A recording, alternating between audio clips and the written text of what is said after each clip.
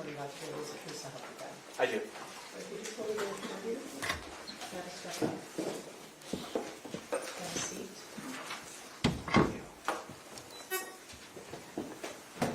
Could you state your name for reference, spell your first and last name? Robert F. Koteles, Jr., ROBERTKOTELES.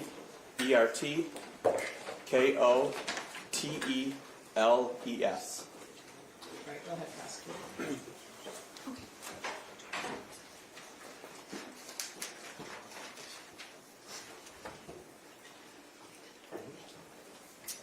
I'm sorry, may I proceed? Thank you.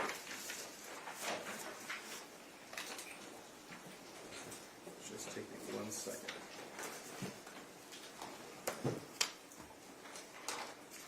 Good morning, sir. Good morning. If you could, please tell us where you work. I work for the Oakland County Sheriff's Office in the forensic laboratory there. Okay. And how long have you been with the Oakland County Sheriff's Office? I'm in my 17th year. And prior to working with the Oakland County Sheriff's Office, did you work in law enforcement? Yes, I did. And what did you do and where did you work? I worked for the City of Pontiac at the police department, where I was a crime scene investigator there for almost 9 years. Okay. So also, law enforcement, you've been involved over 25 years. It'll be 25 years on March 17th of this year. Okay. And what is your specific role right now with the Sheriff's Office? I'm a latent print supervisor, along with the crime scene supervisor for crime scenes out in the field. Okay. And tell us specifically about crime scene supervision. What does that mean? Well, I run a unit of, I have 6 employees, including myself, that respond to crime scenes when called upon to do an investigation out in the field for identification of evidence, documentation, preservation, and collection of evidence to be used to help figure out what happened at crime scenes. Okay. So you said when called upon, is it every crime scene that you and your team are called out, or does it just depend on the circumstances? Typically, for the crime scene unit to be called out, it has to be of a major crime or of a heinous nature, typically murders and maybe sexual assaults that are covered that would need to be processed at a higher level than other evidence technicians that I have on the road. Okay. So how often would you or your team be called out, let's say, on a weekly basis? Right now, our average is probably twice a month. So, thankfully, we don't have a murder happen every day in the county of Oakland. So, major crimes that we are doing are probably a couple a month. Sometimes it may be more, sometimes it may be less. But right now, statistically, we're about 2 times a month. Okay. Now, prior to joining the Sheriff's Office, did you have the opportunity to attend an Institute of Higher Learning? Yes, I have a forensic science degree from Michigan State University, and I've taken continuing education classes ever since then upon my employment in 1999. So when you say continuing education, is this a field that's evolving? Every day. Okay. And then do you have training to evolve along with it? Yes, there is a yearly conference that I'm a member of, the IEI, which is a conference and a huge body of people that we get together and talk about technology and how everything advances in not only latent prints but crime scene investigations, to make sure that we kind of stay up with the new technology and that we're utilizing that technology to assist in crime scene processing. Now, how often would you say in your career you've processed a crime scene? Oh man, I'd have to say in the thousands. Now, when I say process a crime scene, I guess that suggests an answer there. Is there a specific process that you go through when you're reviewing a crime scene? There's definitely a standard as far as the basics, I would say. Upon arrival to a crime scene, you're going to do an assessment, maybe what we call a walkthrough. You're going to assess what you actually have at that crime scene, trying to identify anything that may be important to that case. And there's certain documentation that can be done via notes, photographs, possibly a sketch or measurements, or as we've progressed with technology, we have a 3D scanner that we can use that to assist us in documenting our crime scenes, along with collection of evidence at a crime scene. Now there's additional things that can be done, but it doesn't happen on every case, but those are the basics that would most likely be performed on every crime scene that we would go on. Okay. Now, prior to undergoing that, is there a conversation that you or a member of your team would have with a detective in charge? Absolutely, with the OIC, so that way we would know what we're kind of looking for. If we know the cause of this crime scene. If it's a homicide, if it's a stabbing, we're looking for a knife. If it's a shooting, we're looking for firearms evidence, so that we can kind of get an idea. Now, if we find something that may be different, then we would, get with that OIC or that detective and let them know of our findings on our initial walkthrough. Okay.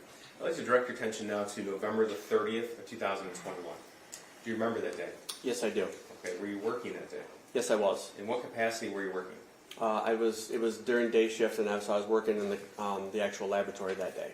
Okay. And at that point, were you the crime scene supervisor? Yes, I was. Okay. And were you the individual on call if anything should happen that day? Yes, I was. All right. So, were you called in to process the crime scene at Oxford High School November 30th, 2021? Yes, I was. Did you actually go to that location?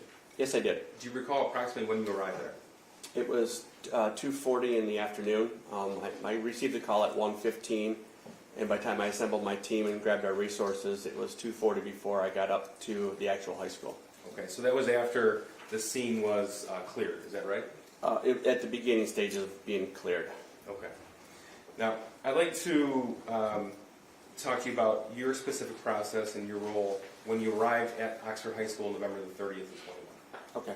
All right, so you arrived there about 2:40, you said, with your team? Correct. Okay. And tell us, please, what's the first thing you did when you arrived? Waited for guidance on what was going to be done first. So the first information was that I needed to collect a firearm that was the result of what had taken place at the high school. Okay. And did you do that? Yes, I did. Okay. And tell us how that occurred, please. The firearm was located within a garbage can, a small waste paper basket garbage can that was placed there by a deputy that had collected the item from the individual. So I viewed it, photographed it, and then collected it at that time. Okay. And that firearm, after it was collected, was taken to the forensic laboratory at the Oakland County Sheriff's Office. May I approach, Judge? This has been admitted to People's 28. This is Forensic Laboratory Report, request number 6. So just to confirm, that was authored by Mr. Robert Charlton from the Sheriff's Your Office. Honor, I'm gonna object. These are leading questions. He can review the exhibit and testify about the exhibit, Your Honor. It's already been admitted. So that's, Well, yeah, the exhibit's admitted, but she wasn't objecting to the exhibit, she was Okay. objecting to the leading question. that's fine. Was that weapon confirmed to be the murder weapon? Yes, it was. Okay. And is that reflected in that report? Yes, it is. Okay, thank you. Now, after you collected the weapon, that's reflected in that forensic laboratory report right there. What did you do next? Waited for the scene to be cleared. There was intel still being obtained by the investigators on scene and other sites. So it was several hours before me and my team actually got into the high school to see what I actually had, or what we actually had as far as for crime scene processing. Okay. Now, in this particular scene, at this time, November the 30th, were you made aware of the path that the shooter took throughout the high school? I was given a general direction, and the scene was contained to one wing of the high school. Okay. And do you recall the number or the name of that wing? It was the 200 wing of the high school. And when you process a scene, do you also author a report? Yes, I do. May I approach the witness? Sure. This is Exhibit 14. Sir, take a look at that and tell me if you recognize it.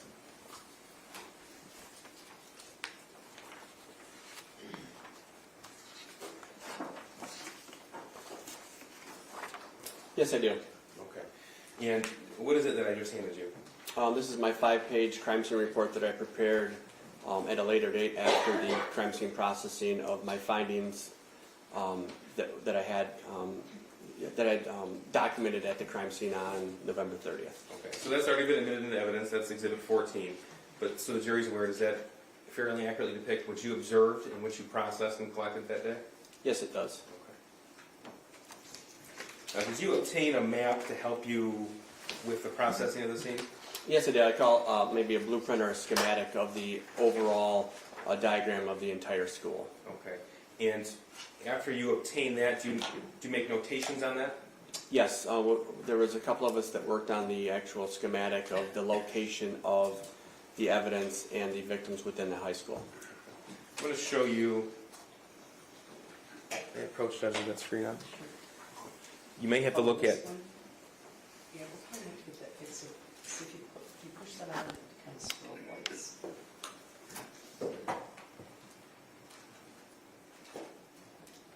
Go ahead, turn it on. I can see this. You can see them? Okay, great. If that's okay. So I'm showing you what's been in this People's 15. Sir, do you recognize this? Yes, I do. And how so? This is the schematic drawing that was prepared by the school or some other agency as far as for the school layout. Once again, this is the schematic that was used to place the piece of evidence on where they were located within the school, outside of classrooms, and where the victims were located within the school. Okay.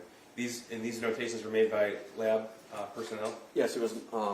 There's some by myself, and there's also by Rob Charlton, who works in the firearms unit. That's also a crime scene investigator with me. So what did these notations signify? There's numbers that are circled that would also coincide with the placards that were placed next to the piece of evidence within the crime scene for documentation purposes. Okay, when you say placard, we're going to go through some pictures soon, but if you see a yellow placard with a number, that's what you're referring to? That is correct. And why is that done? It's used mainly for photographic reasons, but also helps us to keep straight each piece of evidence that was collected, given a location of where it was within that crime scene. Okay, and photographs were taken in this situation? Yes, they were. Okay. Now I'm going to go through, okay, this is 15, and you said it was the 200 hallway? That was the wing the shooting was contained to? That is correct. Okay, so we see numbers, not the notations from the crime lab, but numbers of classrooms here. So 258, that's the number of a classroom? That is correct. Okay, and then to the far right, it goes to approximately 214, 213, is that right? That is correct. Okay. So we'll go one portion at a time here. Okay. Okay, so this is a zoomed in version of Exhibit 15. What does this depict? This is an area outside of 258 and 256 where two of the victims were found that contained a large amount of evidence. And then you can start to see where it turns to the north, which would be to the right of this photograph. That would work your way up to the north, which is the remainder of the 200 wing that contained more evidence outside the rooms from 249 all the way down to 213. Okay. So in the course of your investigation, did you come to learn what bathroom the shooter walked out of directly before the shooting? Sorry. Yes, I was given the information that it was found just west of room 258. So that would be this bathroom here that's highlighted? That is correct. Okay. So specifically now from what you recovered from the bathroom in this shorter wing of the 200 hallway, I'm going to take you through the path the shooter took with these pictures.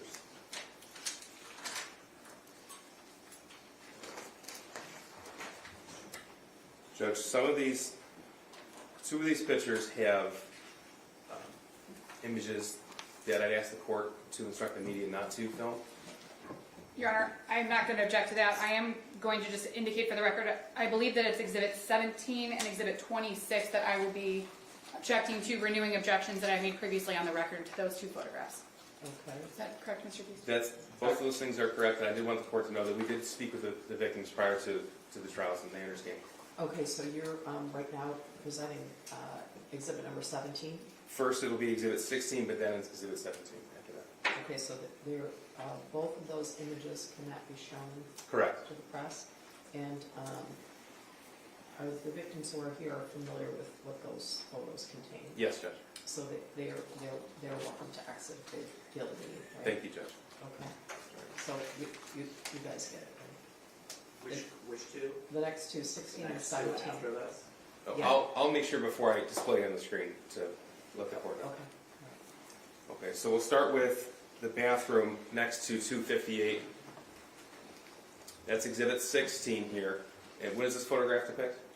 This is in the stall within the bathroom, which would be found just west of room 258, that contained a red backpack and miscellaneous items such as electronic equipment, books, journals. There's a Gatorade bottle, amongst other miscellaneous items. Okay, so all of that was collected as evidence? That is correct. Okay.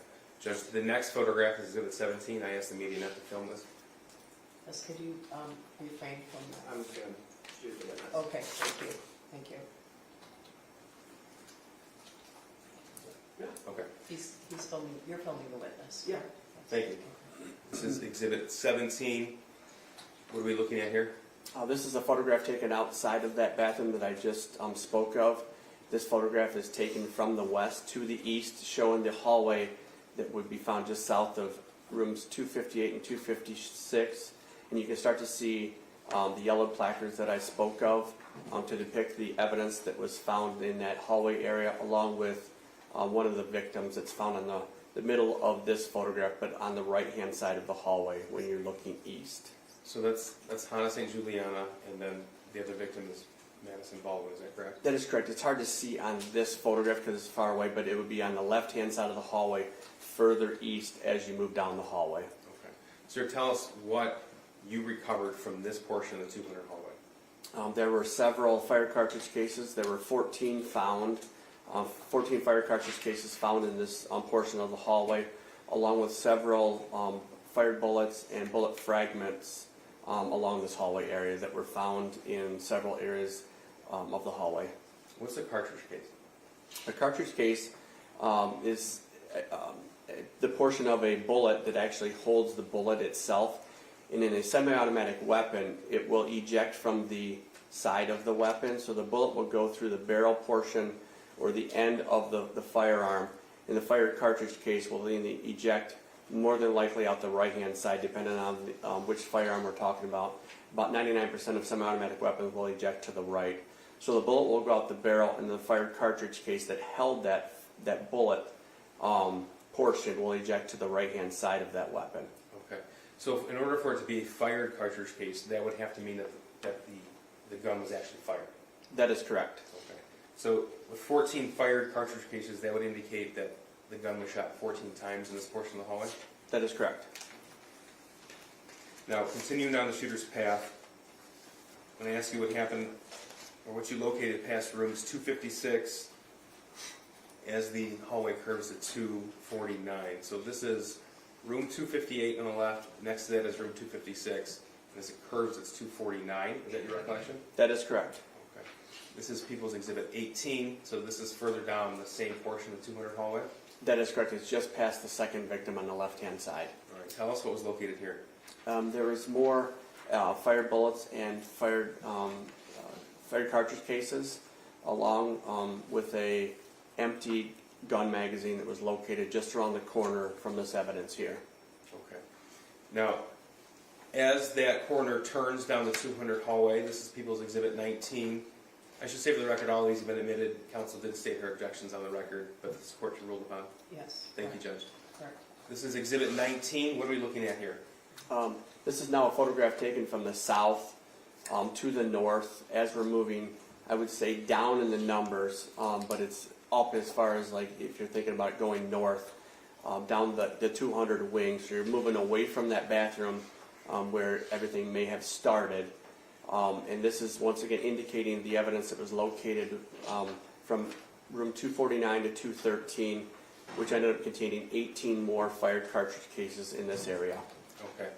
So we had 14 in the shorter portion of the 200 hallway and 18 from room 249 to 213 down this long hallway? That is correct. Okay. And again, that means the firearm was fired 18 more times there, at least what you recovered? That is correct.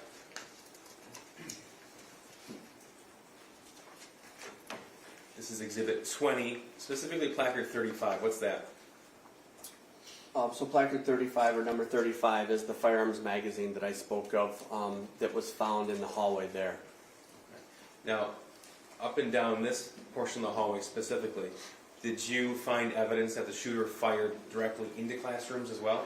Yes, there were several classrooms that were found to be fired into. Okay. This is Exhibit 21, depicting classroom 247. First of all, what's that rod that we're looking at? So it's what we'll consider what we call a trajectory rod to show the path of the bullet that was fired at that location. So it's just shown for kind of demonstrative purposes that you can see where that bullet actually traveled into that room. Okay, so this indicates to us that the gun was shot directly into room 247. That is correct, right through the door trim there. This is Exhibit 22. This is depicting classroom 244. What do we see here? Once again, a trajectory rod was inserted into the window portion. It got shattered, but it still stayed intact. But you can see the trajectory rod showing where the bullet passed through the window that was fired in room 244. This is Exhibit 12. It's room 224. What do we see here? You can see the room, the door to the room. There are 3 trajectory rods that were placed in it to show that there was 3 shots that were fired into room 224. This is Exhibit 10. This is also room 224 with the door open. That is correct. And you can see on the inside of the door, it's just the continuation of that trajectory rod to show, that those shots were fired into that room. Okay. And we have Ms. Darnell, Molly Darnell testified yesterday. This was her classroom. This is what you refer to in the window here. That is correct. Okay. And then the file cabinet. Yes, there was, I would say in the window is what we call a perforation. So one of the bullets passed through the door and then went through the window that was never found because it went out into the exterior of the school. There was what we call a ricochet that was found in the file cabinet, which is right there in the middle that the prosecutor is highlighting. There was also what we call another ricochet that hit the chair, the backing of the chair, and then eventually a fired bullet was found embedded in a book that was found on the bookshelf behind the teacher's desk. Okay, thank you. And that's room 224. Here's Exhibit 23. This is classroom 223. We have a side-by-side view of this. What do we see here? Once again, this is showing how a bullet would have struck the door. This actual impression shows that the bullet hit something additional prior to hitting this door, so it's what we call a tumbling bullet. So instead of being like a round impression or a pattern where a bullet would be circular, the bullet has now changed its path and it's tumbling, so now it hit it kind of going sideways. And that's depicted on the right-hand side there, that you can see the sticker that was placed below it. Here's Exhibit 24. This is classroom 220. What do we see here? Once again, you can see there's a trajectory rod and the outside of the door showing the path of travel that the bullet was fired into room 220. And finally, Exhibit 25. This is classroom 215. What do we see here? Once again, these are trajectory rods. They're just a different color because we ran out of pink, but we're on to orange trajectory rods that are fired into the window outside of room 215, showing that the bullets were fired from the outside to the inside of that room. Okay, thank you, sir. Now, did you come to learn that once the shooter reached rooms 213, 214, that he backtracked down the 200 hallway? I was told that information. Okay. Sir, did you process the men's bathroom in the 200 hallway that was across from classroom 233? Yes, I believe it was either 233 or 231. It was in that same general area. The camera person is asking when they can resume.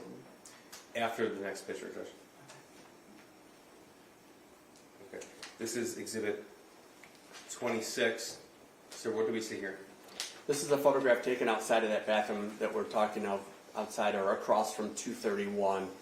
You can start to see inside the bathroom there's a black backpack, along with there's I believe it's a live round or a cartridge as we call it, just found outside of the bathroom. And then you can start to see that there's a large pool of blood inside of that bathroom area. And this is just the entrance to the bathroom itself from the exterior of the hallway. Did you come to learn this is where Justin Schilling was killed? Yes, I was. Did you also recover a fired shell or fired cartridge in this area as well? Yes, a fired cartridge case was located in this bathroom. Is that included in the count of 18 you described earlier? Yes, it is. Sir, you mentioned earlier the firearm was recovered. This is Exhibit 27. Is this a photograph right outside of that bathroom that we just saw? Yes, it was not taken by me because the firearm had been collected by the on-scene deputies when the suspect was apprehended. Okay. But that is the firearm that you collected? That is correct. And it's a 6-hour 9mm handgun? Correct. Now, based upon your crime scene investigation, how many times did the shooter fire that weapon inside Oxford High School on November the 30th?